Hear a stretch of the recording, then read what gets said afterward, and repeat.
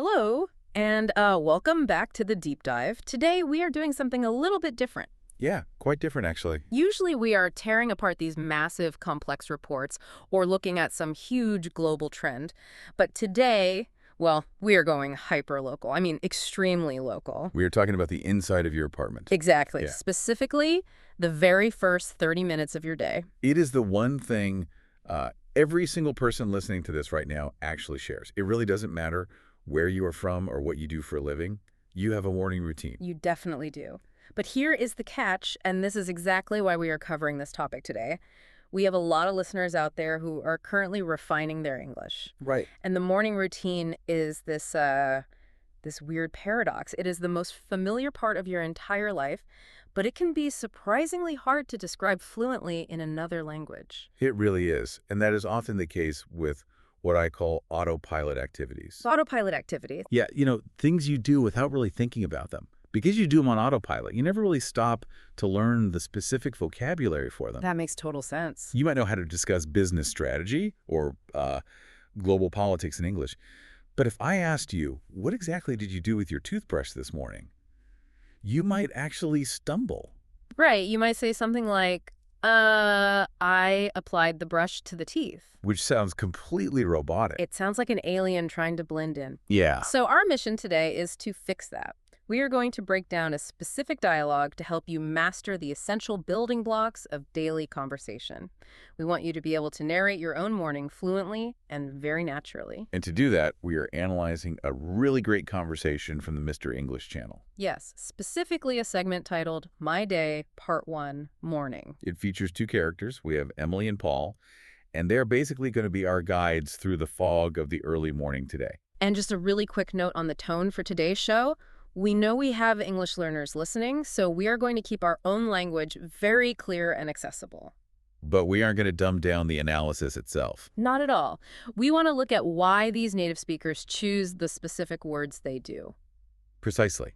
We are looking for the why behind the grammar and the vocabulary. So let us jump right in. The source material starts, well, predictably at the very beginning. The alarm goes off, or, maybe it doesn't. But the first action is Emily saying, the first thing I do is wake up. Wake up. It is the universal starting line for everyone. But notice she gives us a timestamp right away. Right. She says she usually wakes up around 7 o'clock. 7 o'clock, very respectable. It is. Oh. But then we have Paul. Paul is built a little differently. He says he is up at 6:30. 6:30 in the morning, and he seems quite proud of that fact, doesn't he? He really does. And this leads us to our first really interesting piece of vocabulary for you to use. Paul uses a specific idiom to describe himself here. He calls himself an early bird. An early bird. I actually love this phrase because it is just so visual. But for a learner listening right now, is this just a cute way of saying, I wake up early? Or does it carry more weight? Oh, it definitely carries more weight.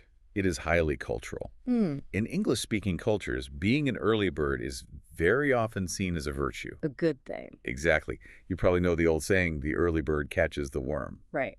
It implies you're productive, you're energetic, you are getting ahead of the curve while everyone else is sleeping. That is so true. You never really hear someone proudly announce, I am a late sleeper. I mean, they might admit it, but they certainly don't wear it like a badge of honor. Exactly. So when Oh. Paul says, I am an early bird, and Emily responds with, wow, you're an early bird, Paul, they aren't just comparing their alarm clocks. They are talking about their personality type. Yes, they are establishing who they are. So if you're listening to this and you are the type of person who is up at 5 in the morning, hitting the gym, reading the news, then you are an early bird. You absolutely are. But what if you are the exact opposite, just so we cover all our bases for the listeners? The opposite would be a night owl. An owl is a bird that is awake at night. So a night owl is someone who functions much better in the evening or late at night. Perfect. So we have early birds and night owls. But in this specific text, we are dealing with morning people. We are. Okay, so we have established the time, but here is where I think we need to slow down and really look at the mechanics of the language. Because Emily says, after I wake up, I get out of bed. Stop right there. This is the exact moment where most language learners get tripped up. Why is that? It seems pretty sequential to me. I wake up, then I get out of bed. It is sequential, yes, but they are two completely different states of being. Ah, Wake up is entirely mental. okay. It is the exact moment consciousness returns to your brain, your eyes open, you realize who you are and what day it is. But, and this is the key point, you are still horizontal. You are still under the warm blanket. Exactly. You're still physically in the bed. Which, let's be honest, is easily the most dangerous time of the morning. It is very easy to stay in that woke-up phase for another 20 minutes. Oh, absolutely. That is the danger zone right there. But the next phrase, get out of bed, that is the physical action. It is the physical victory over gravity. Yes. And look at the verb choice they use here. Get out of. It's a phrasal verb. English is completely obsessed with these. We really are. We love combining a basic simple verb like get with a preposition like out or up. Paul actually highlights this in the dialogue. He specifically calls it a very important phrase for learners. And he is right to point that out. He is. Think about the alternative for a second. If Emily said, I exit my bed, how would that sound to you? It sounds like she is a vehicle leaving a parking garage. I exit the bed. It is just way too formal. It sounds robotic again. Exactly. Get out of implies a little bit of effort and movement. The word get is very often used in English when we are changing our state or our physical position. Get up. Right. We get down, we get out. It is basically the engine of movement in the English language. So, for you listening at home, if you want to sound completely natural narrating your own morning, you need both of these steps. You cannot just say, I woke up and went to the bathroom. No, because you completely missed the physical act of actually standing up. Right. You want to say something like, I woke up at 7, but I didn't get out of bed until 7:15. That is a very common, very human sentence structure right there. It really is. Okay, so Emily has conquered gravity. She is vertical now. She has officially left the bedroom. So where does she go next? She heads straight to the bathroom. And here, the source material gives us a really classic pairing of actions. It is what I like to call the hygiene duo. A hygiene duo. That sounds like a terrible superhero team. It really does, doesn't it? But these are the absolute morning essentials. Emily says, I brush my teeth and wash my face. Okay, let us look closely at those specific verbs. Brush and wash. Why can't we swap them around? Why can't I wash my teeth? Well, you could say clean my teeth, and people would definitely understand you. Yeah. But the word wash usually implies using water and soap, or at least some kind of splashing motion with your hands. Right. You wash your face, you wash your hands, you wash your car. Exactly. But brush implies using a specific tool that has bristles on it. So you brush your hair and you brush your teeth. It is a collocation issue, right? These words just naturally magnetize together in English. That is exactly it. Native speakers simply expect to hear the word brush paired with teeth. You say something like, I scrubbed my teeth, it sounds incredibly aggressive. Like you are using sandpaper or something? Yes, it sounds painful. Ouch. Okay, so sticking to brush is definitely safer. And Paul notes in the text that these are, quote, common actions. Which means if you are a beginner learning English, you need to memorize these phrases immediately. Yes, they are non-negotiable. They really are. But I want to point out something else Emily does right here. It is very subtle, but it is exactly what makes her sound so fluent. What is that? She doesn't just list her actions like a bulleted list on a piece of paper. She uses a bridge. Ah, she says, after that. Right after that, I go to the bathroom. It seems like such a small detail. After that. It is small, but it is incredibly mighty.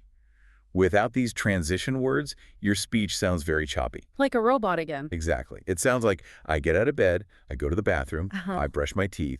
It is very staccato. It sounds like a police report, just the cold, hard facts. Yes, but using phrases like after that, or then, or next creates a natural flow. It tells the listener, okay, we're moving the story forward now. It is a simple tool, but it instantly elevates your English speaking level.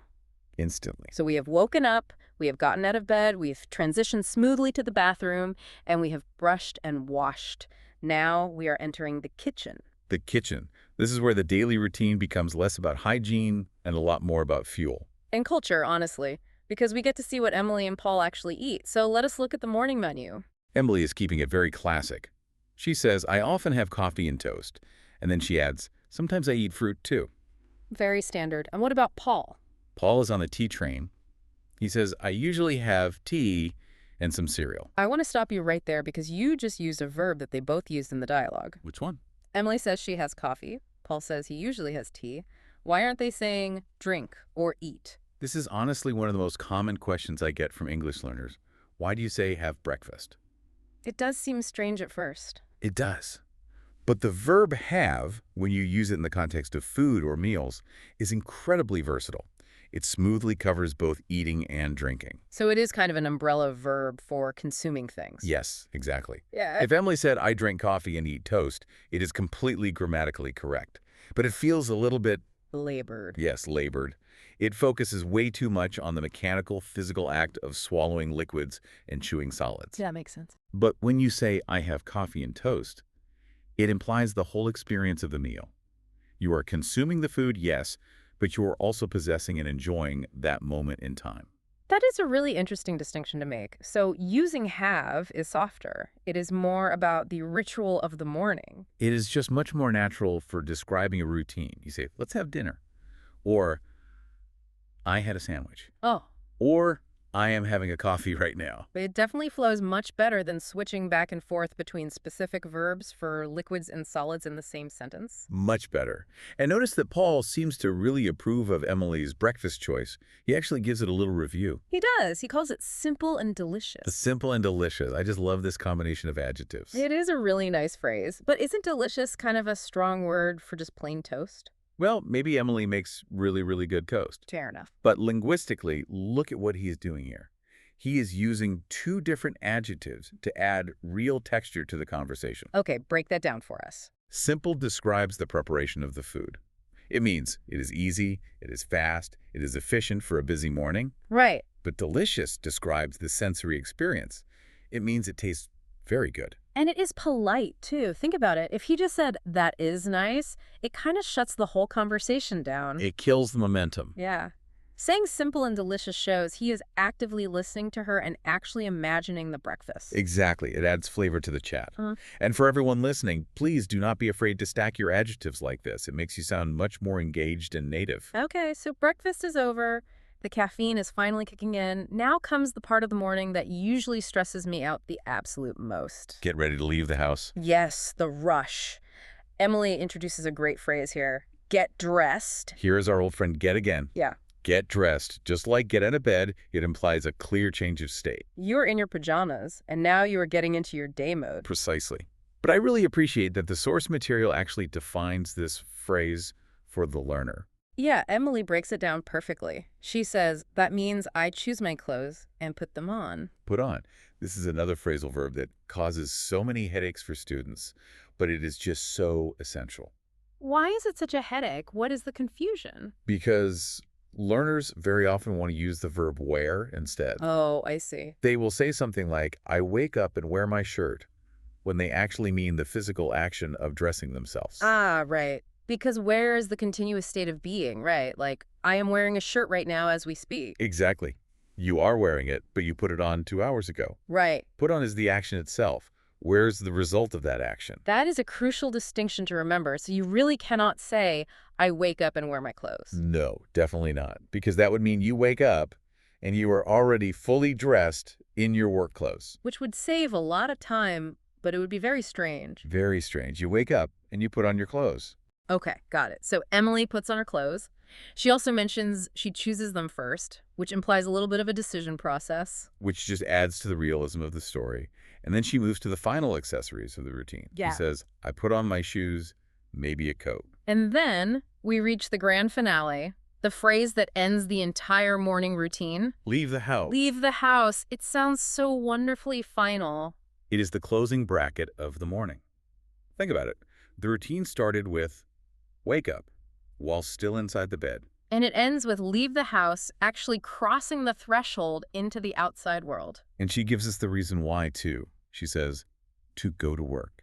And I want to point out the prepositions there. You leave the house to go to work. We do not say leave to the house. Right. You leave a starting place and you go to a final destination. Paul sums this whole morning sequence up with a quick comment that I think resonates with just about everyone. He says that is a busy morning. It is a very busy morning. Yeah. And I think that is exactly why having this specific language is so important for you. Yeah. When you list it out step by step like we just did, it is actually a lot of individual actions. Let us actually recap that list quickly just so we can really see the flow of it, because there is a very logical chain here that you can easily memorize. Right. Let us look at the choreography of the morning. Step 1, wake up. That is your mental awareness. Step 2, get out of bed. That is your physical movement. Step 3, go to the bathroom. A simple physical transition. Step 4, brush teeth, wash face. Those are your core hygiene collocations. Step 5, have breakfast, using the versatile have verb. Step 6, get dressed or put on clothes. The action of preparing your appearance. And finally, step 7, leave the house, the departure. It is basically a simple 7-step algorithm for starting the human machine every day. It really is. And here is why mastering this matters so deeply for anyone learning English. This isn't just a random list of vocabulary words in a textbook. No. It is literally a script for your actual life. How so? What do you mean by that? Because you do this exact sequence every single day. Most language practice you do is entirely hypothetical. Right, like those textbook exercises. If I went to a bank in London, I would say this specific sentence. Exactly. But let's be real, you might not go to an English-speaking bank for another month, or maybe ever. But you are definitely going to wake up tomorrow morning. Yes. So you can use this script immediately. That is a great point. My best advice to you listening is to narrate this routine in your head in real time tomorrow. When your alarm goes off, consciously think in English, okay, I am waking up, now I am getting out of bed. Now I am putting on my socks. Now I am having my coffee. Yeah. If you do this every day, you are actively practicing English for 20 minutes before you even say hello to another human being. You are building that neural pathway in your brain. Exactly. And you can completely personalize it, right? Yeah. Like we mentioned, Emily has coffee and Paul has tea. You just adapt it to your life. Right. Just ask yourself tomorrow, what is my specific routine? Am I an early bird? Or am I the kind of person who hits snooze 10 times? Do I have a massive breakfast or do I just have a quick glass of water? I think simply visualizing your own personal routine, using these very specific verbs we talked about today, verbs like get, have, and put on, is exactly what makes the vocabulary finally stick in your memory. It anchors the foreign words to your actual physical reality. It does. And please remember those transition words we discussed. Don't just list facts in your head like a robot. Right. Use phrases like after that or then to connect your movements together. It trains your brain to think in full paragraphs, not just single sentences. That is fantastic advice. Now, before we wrap up today's deep dive, I want to leave you with one final thought to consider. Okay. The source material we used for today's analysis was titled Part 1. Yes. My Day, Part 1, Morning. Which naturally implies there is a rest of the day to talk about. Yeah. And I think it is really interesting for you to consider how your vocabulary needs to shift as the sun goes down. Oh, that is a great point. Because the morning vocabulary we just learned is all about initiation and starting things. Right. Wake up, get up, put on, leave. It is all very upward and outward moving energy. It is. So what happens when it is nighttime? Well, the vocabulary essentially goes in reverse. How do you mean? You don't leave, you come home, or you get back. You don't put on your clothes, you take off your clothes. And you definitely don't wake up. No, you fall asleep or you go to bed. It is literally like rewinding a tape. It is. So once you fully master this morning script we gave you, try to flip it around in the evening. Narrate your evening routine. Exactly. But for now, just focus on the start. If you master the first hour of your day in English, the rest of the day gets so much easier. That is brilliant advice to end on. Tomorrow morning, be like Emily, be like Paul, narrate your own story. And maybe, if you are feeling really lucky, you can try to be an early bird too. Let's not push it too far. I am definitely sticking to my coffee and hitting snooze. Thank you so much for joining us on this deep dive into the morning routine. We really hope you feel a little more ready to face the day tomorrow entirely in English. Keep practicing your steps. See you next time. Bye for now.